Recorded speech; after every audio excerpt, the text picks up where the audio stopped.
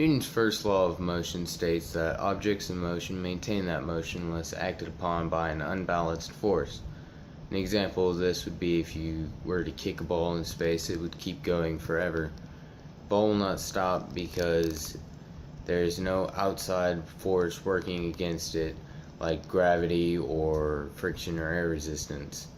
The ball will keep going in one direction unless it hits something or it reaches the gravity field of another planet.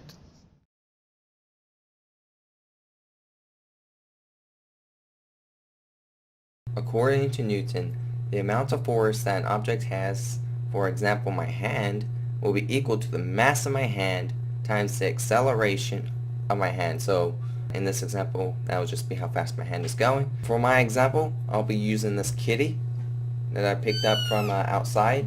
Not too, doesn't have much value to me. And I'll be crushing this cat. And the amount of force that this cat will have from my fist as I punch it will be equal to the mass of my hand times the acceleration.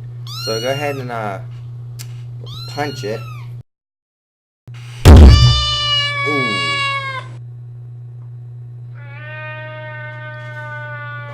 As you see, my hand didn't have a lot of mass, but it had a lot of speed. And sorry to say, but I'm not going to show, the cat had a lot of force applied to it.